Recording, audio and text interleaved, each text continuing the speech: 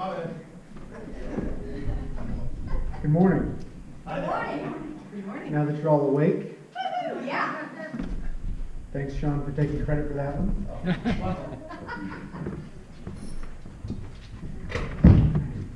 Getting my brain straight.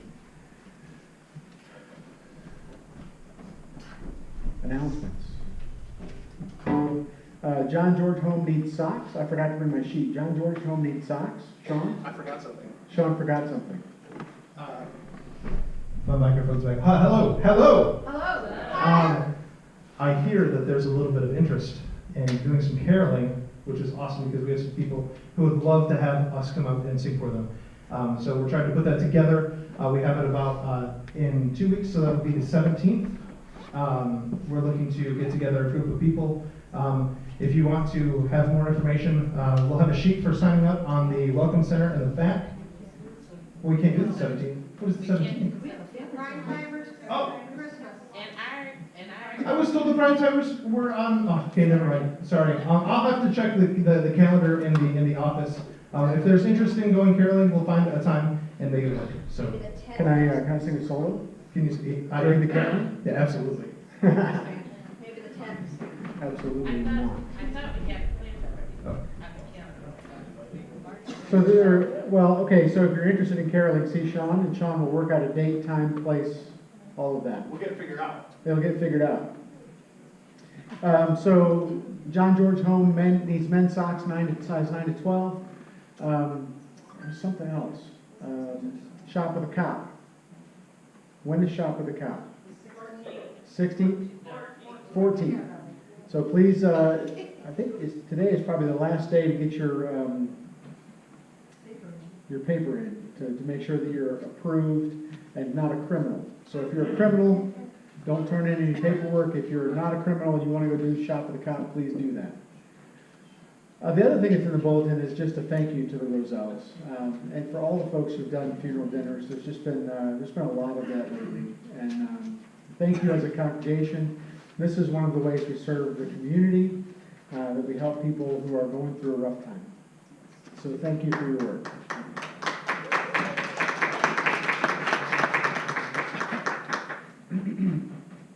And then just one other, just brief announcement. Donna Hines fell yesterday. And I know she probably wouldn't want me to say but so much, but Donna fell and she broke her shoulder and she broke her wrist in 3 places. And surgery is today, right? Yeah, sometime today. They Sometime didn't tell this today. morning when I talked to Karen Hills. Okay. So let's just make sure we pray especially for Donna. Donna is she is an amazing woman. She takes care of my grandson, and so she is my hero. I don't know how she does it. She has a house full of kids every day. So, let's pray especially for Donna. Father God, thank you so much for your goodness to us.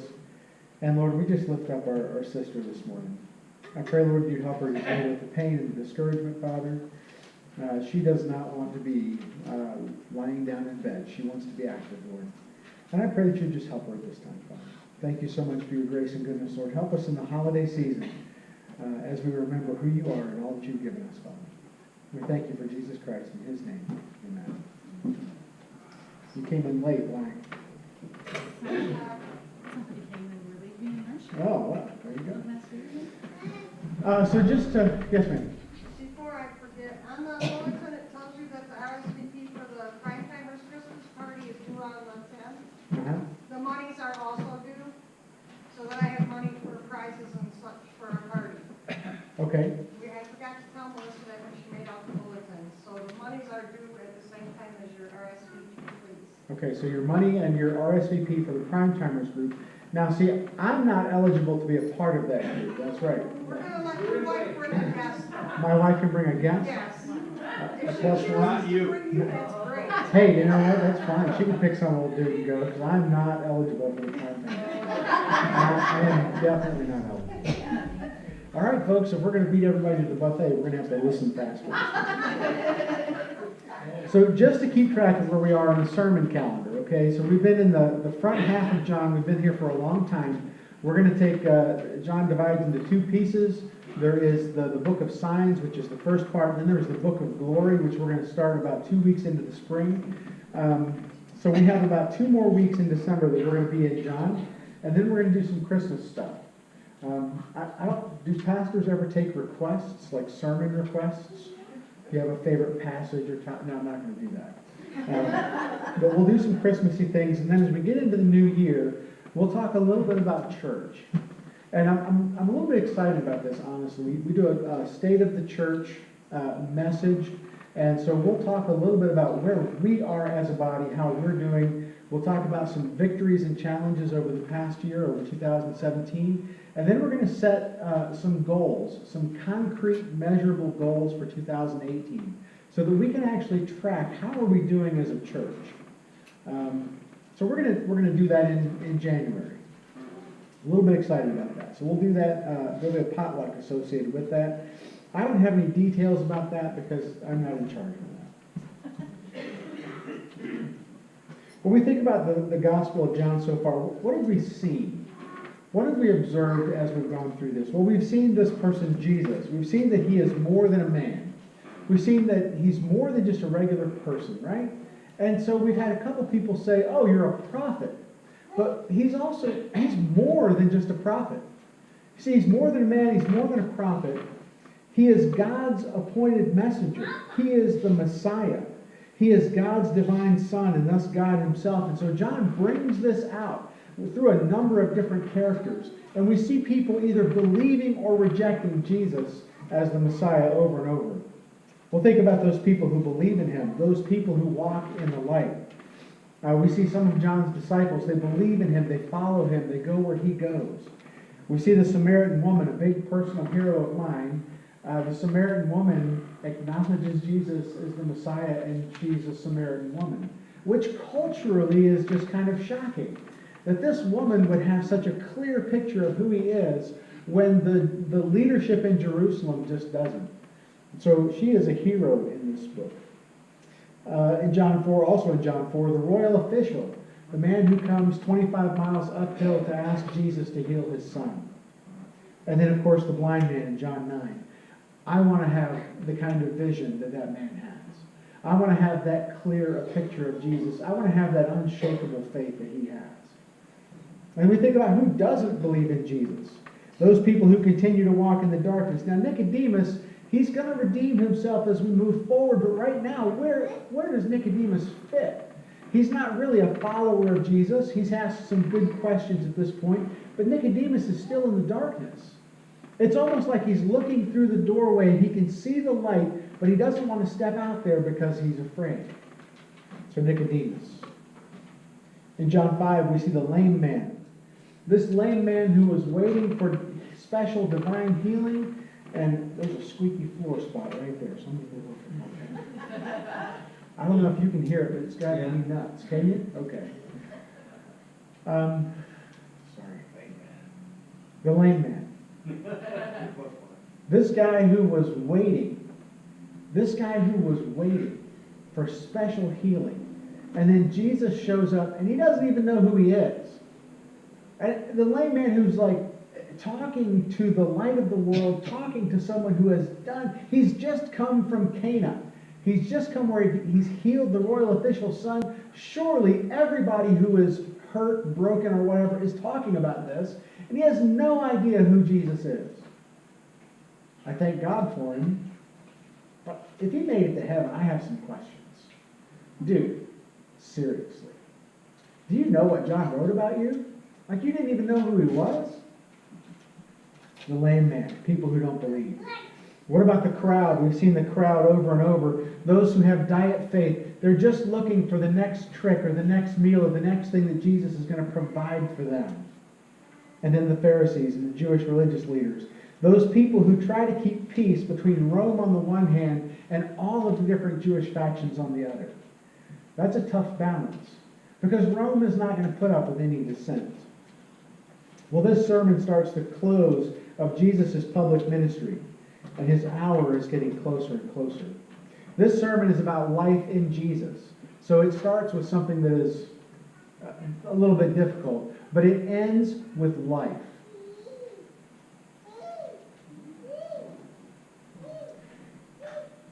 You know, this text, John 11, starts with the death of a close friend.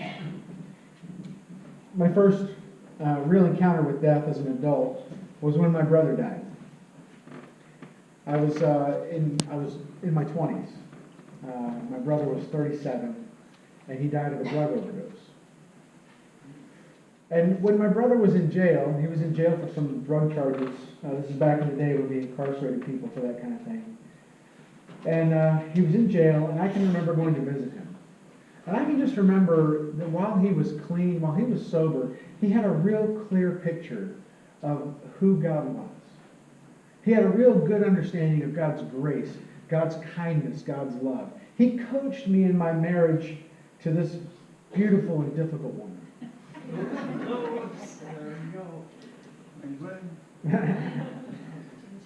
I mean, my brother was a real help to me.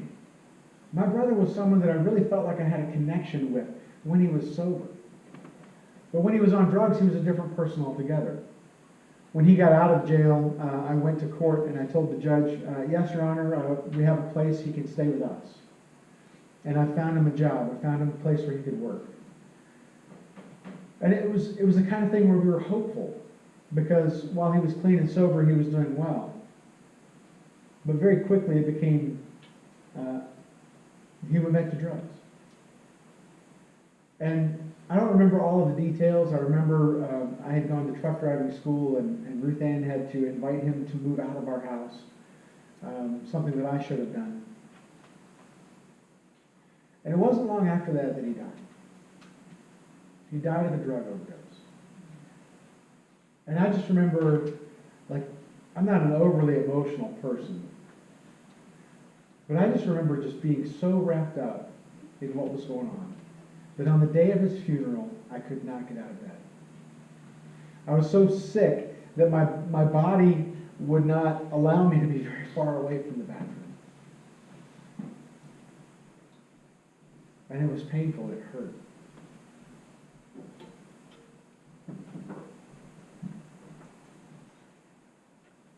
As a church, we're no stranger to loss, especially this year. This year has been difficult, to say the least. But we have hope in the person of Jesus, in who he is, and in what he's done. And so this starts with the death of a friend, but it ends with eternal life in Jesus Christ. You see, Jesus demonstrates his power over death itself by raising Lazarus 4 days after he has died, because Jesus is the life. You see, John 1:4 says this, "In him was life, and that life was the light of all mankind."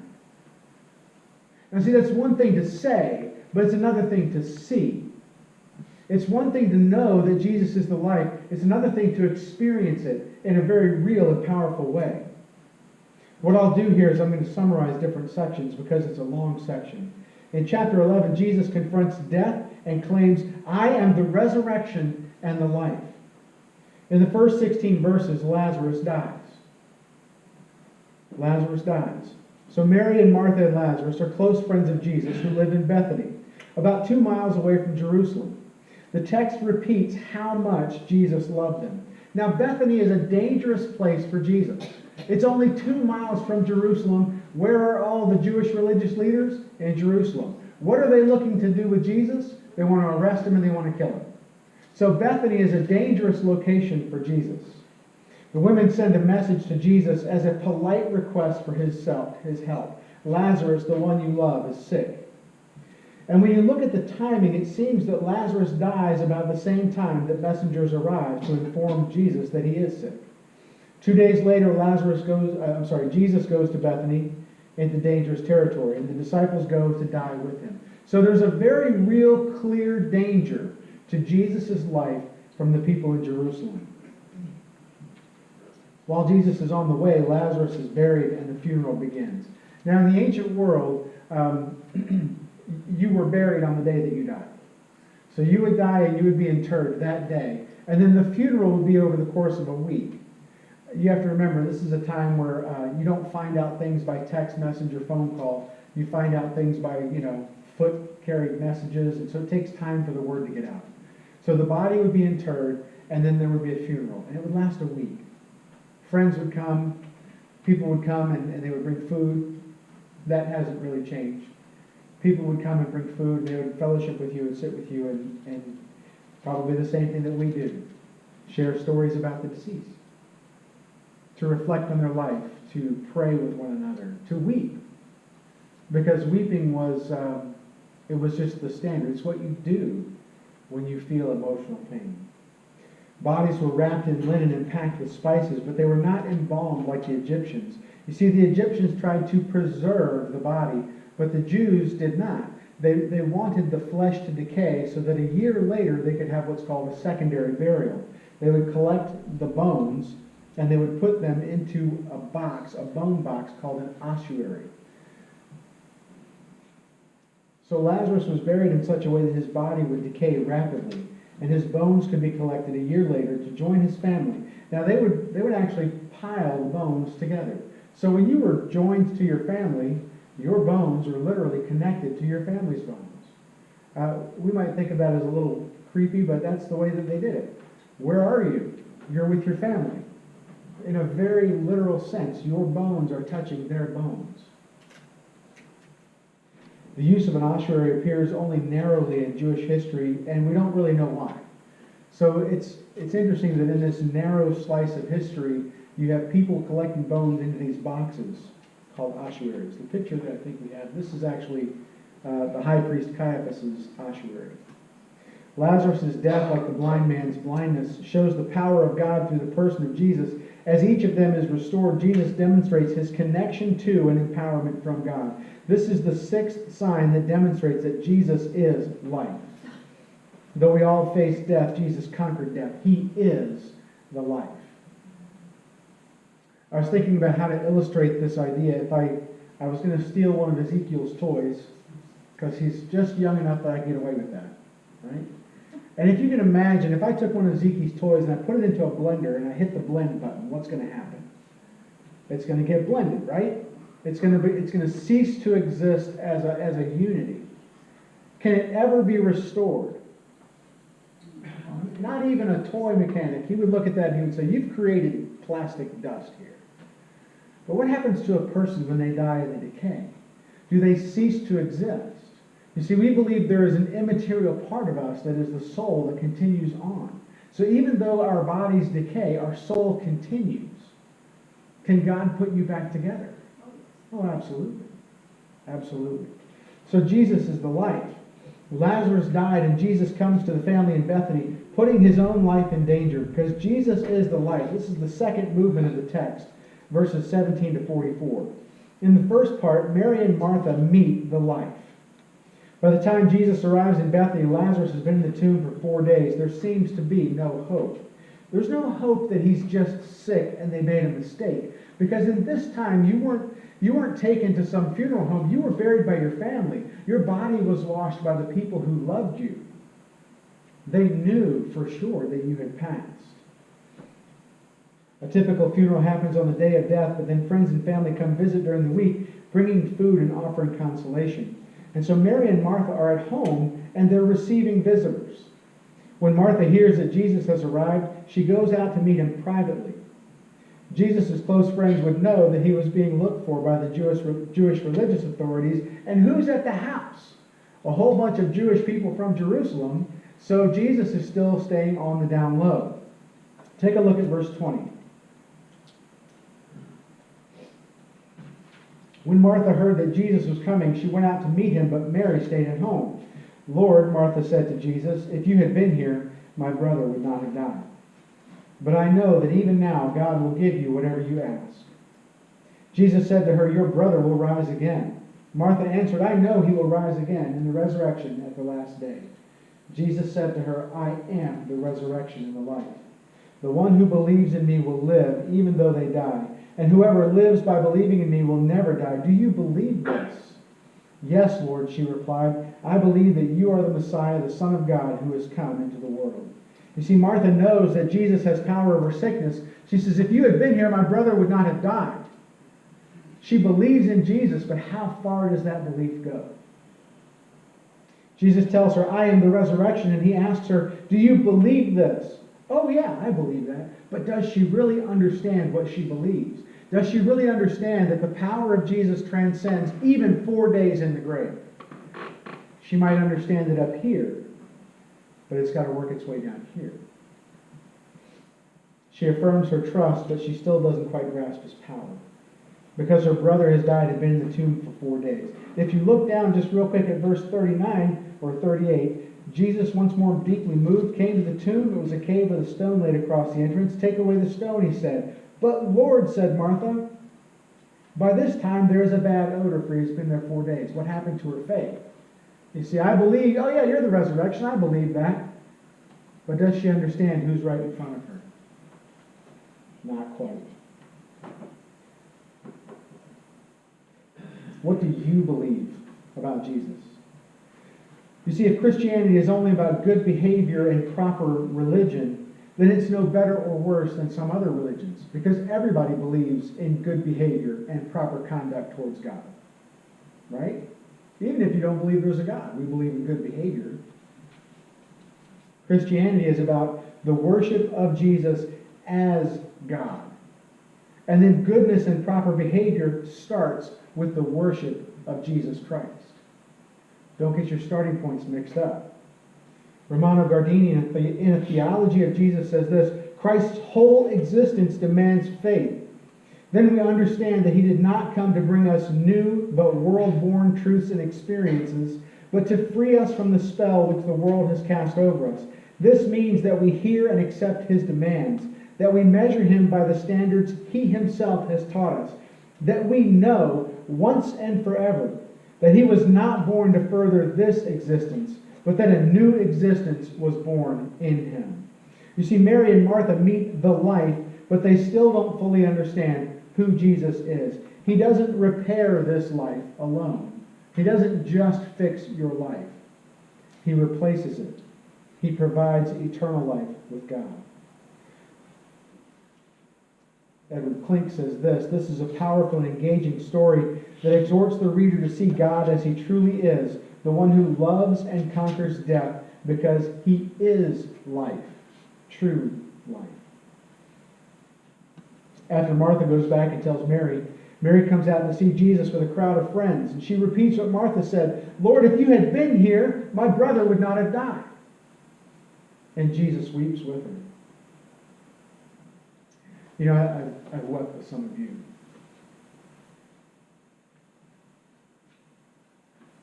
I think about, what is it, the last 10 months?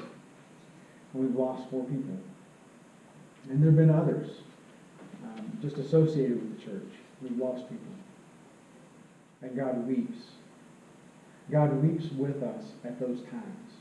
God is not removed from our suffering in a way that he's an abstraction. Oh yeah, God, he's way up there and doesn't care about us. God is intimately involved and connected with you at the time of your deepest pain and suffering, and he weeps with you. And we weep together because consolation is right. And it's what God does. God consoles us. This is why Jesus was sent, to solve the problem of death, so that it's no longer something that we weep for.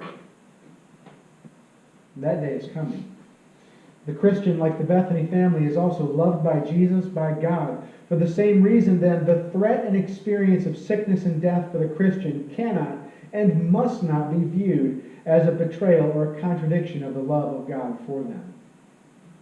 We've been here before, and the whole of John's Gospel returns to this point over and over. Who is Jesus to you? You see, Mary and Martha understood that Jesus was the Messiah and he could handle sickness, but what they didn't fully understand is that Jesus is the Messiah who handles the problem of death.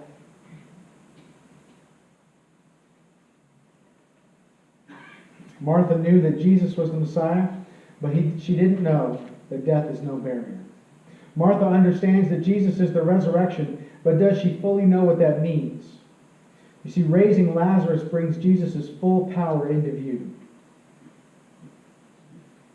Jesus comforts those people who grieve, and here is the ultimate comfort. Knowing that Christ has power over death, the followers of Christ can endure hunger, suffering, pain, and death. Mary and Martha meet the life, but they still don't fully understand Jesus' power over death until Lazarus meets the life. Take a look at verse 38.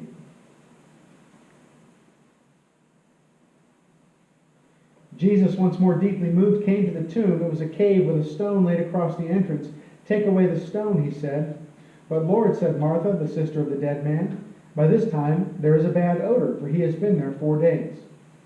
Then Jesus said, "Did I not tell you that if you believe, you will see the glory of God?" So they took away the stone. Then Jesus looked up and said, "Father, I thank you that you have heard me. I knew that you always hear me.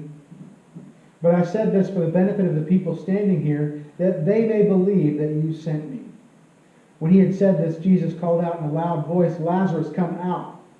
The dead man came out, his hands and feet wrapped with strips of linen, and a cloth around his face. And Jesus said to them, "Take off the grave clothes and let him go." That's an encounter with the life. All throughout this gospel, seeing signs often provokes the most basic level of faith. Jesus calls Martha, who has already confessed her faith, to a deeper level of faith. If she believes, then she will see. And Jesus' prayer specifically calls on those who are watching. He says, look, this is happening so that you will believe. And as I thought about this, I thought, Lazarus came all the way back to life. He went back to his house. He had dinner that night with all the people who were there for his funeral.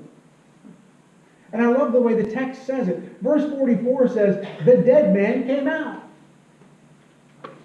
If you don't think there's humor in the Bible, that's pretty funny. The dead man came out, went home that night, and had dinner with the people who were there for his funeral. People were still on the way. And so they're coming for a funeral, and they say, Lazarus, what's up, bro? And Lazarus, what's the story? What else are you going to say? Yeah, I was dead. And I met Jesus, who is the life. And he brought me back. What was it like? There's a line to talk to Lazarus in heaven. And I'm going to get in it. Lazarus, what was it like? What was your perspective? What were you doing for those 4 days? 4 days, you can't fake that. You can't fake 4 days. When your family and your friends have washed your body, packed you in spices, wrapped you in linen, placed you in the tomb, and wept for 4 days, and you meet the life. I don't know how long Lazarus lived after that, but he was around to tell the story of how Jesus brought him back. And thank God for it. Jesus is the resurrection and the life. And the life resurrects Lazarus in broad daylight, surrounded by witnesses, some of whom were critical of Jesus. You see, what we believe as a point of theology, we believe in the resurrection, they experienced as an act of history. They watched him walk out of the tomb. The life of the Christian, therefore, is no longer defined by his own living, but by the life he has in Christ. Ed Klink says this, the Christian life is life without the constraints of death. Faith in Jesus does not make humans immortal in this life. What it does bring about is that from this moment on, they no longer live under the power of death. You and I will die. But it will be a transition from this world into that world. If it was grammar, it's not a period, it's a comma. Jesus is greater than death itself. And this provides comfort, the ultimate comfort, to the person who dies and also to the people who are left behind. Have you met the life? I trust that you have. You see, Mary and Martha met the life, and then Lazarus met the life, because Jesus is the life. But what happens when the Jewish leaders meet the life? Well, they decide to kill it. Now just think about this for a second. Jesus just raised somebody from the dead, and you're going to try and kill him. Yeah, best of luck with that. This final section is verses 45 to 57, and in here, the Jewish leadership begin plotting to arrest and kill Jesus. They're afraid that the Romans will consider the Jesus movement a rebellion and remove them from office. As the chapter concludes, the Jewish leadership is going to try and kill him. They're going to make a plot here. The Sanhedrin is the Jewish ruling council which manages religious affairs. Craig Keener says this, the leaders fear that Jesus' signs will produce faith among all people. ironically fulfilling the purpose of Jesus' coming into the world to begin with, and John's witness. This foreshadows also the Gentile mission. Take a look at verse 48. Well, back up to 47. Then the chief priests and the Pharisees called a meeting of the Sanhedrin. What are we accomplishing, they asked. Here is this man performing many signs. If we let him go on like this, everyone will believe in him. And then the Romans will come and take away both our temple and our nation. Then one of them, named Caiaphas, who was high priest that year, spoke up. You know nothing at all. You do not realize that it is better for you that one man die for the people than that the whole nation perish. He did not say this on his own, but as high priest that year, he prophesied that Jesus would die for the Jewish nation. And not only for that nation, but also for the scattered children of God, to bring them together and make them one. So from that day on, they plotted to take his life. Ironically, the Romans came and destroyed the temple, right? And they took away the high priesthood. They removed all of that. And John wrote this after it's happened, kind of poking him in the eye. Plotting was and is a recognized political strategy.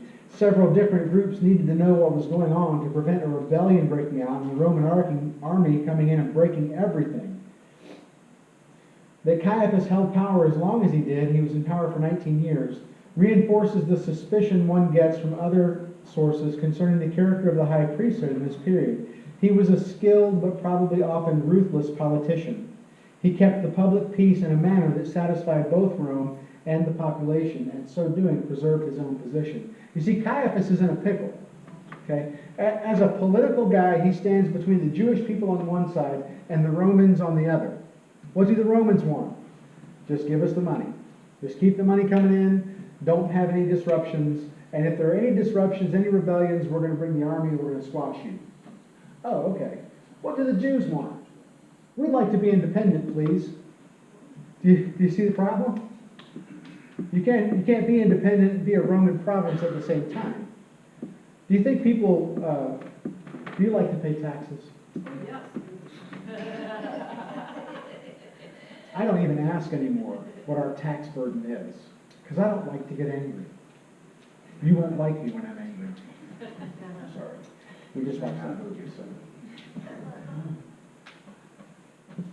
The Romans have this tax system that is oppressive, and the Jews want freedom from it. They want to get out from under it. And Caiaphas stands in the middle because he's trying to preserve his Jewish culture, his Jewish worship of God, his idea of Jewishness, and satisfy the Romans. So he's going to have to be shrewd and ruthless. And so in his estimation, killing one man doesn't matter if it keeps the Romans from killing us all.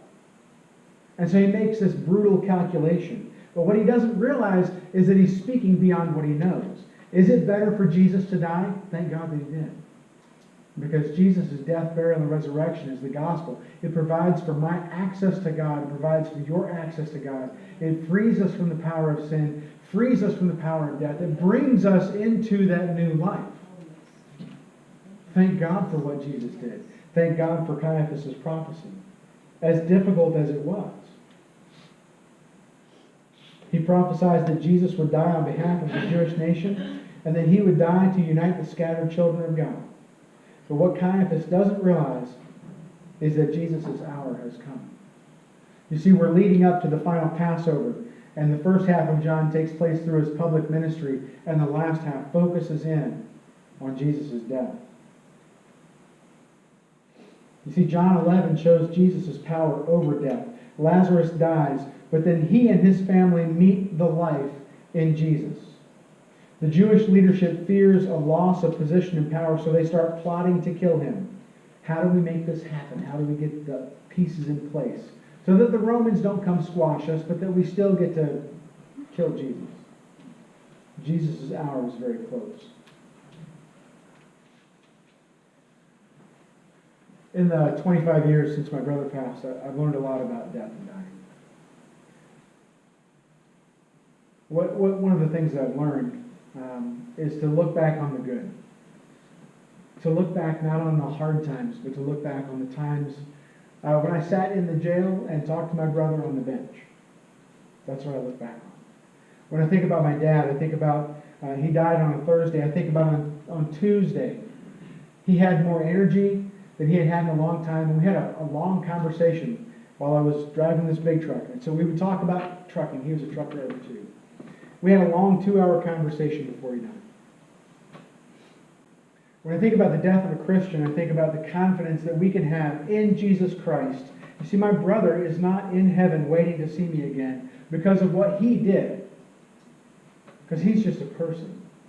He's waiting there for me because of what Jesus Christ did. He's waiting there because of the cross. And I can have full confidence in who Jesus is and what he's provided. If he can raise Lazarus, he can raise my brother. He can raise me. He can raise you. And this is one of those sermons where if you don't have that confidence, if you're not sitting there knowing with full confidence what Jesus did for you, please come talk to me. I'm warm and friendly. Right? Why are you laughing?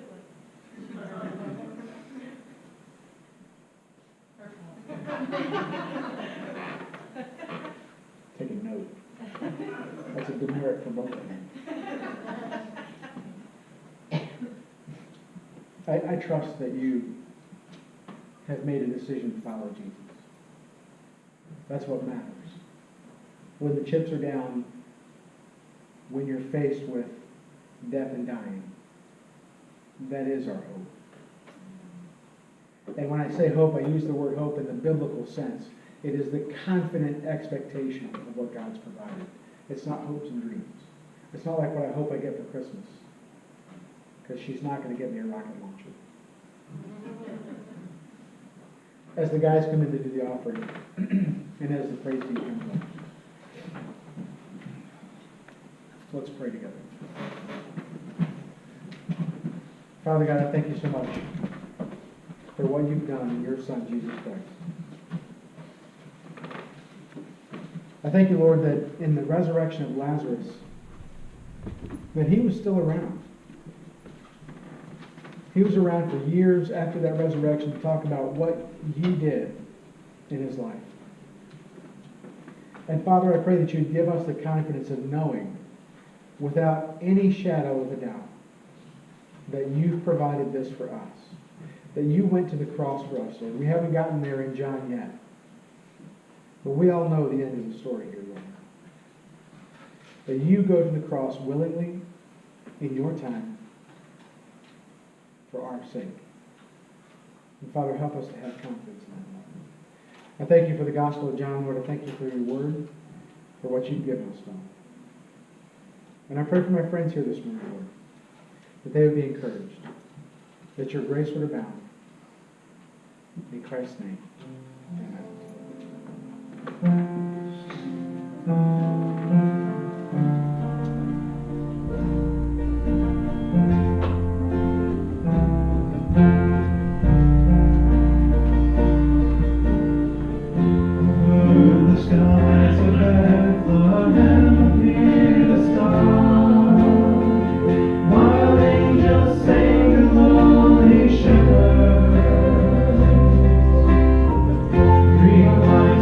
Singing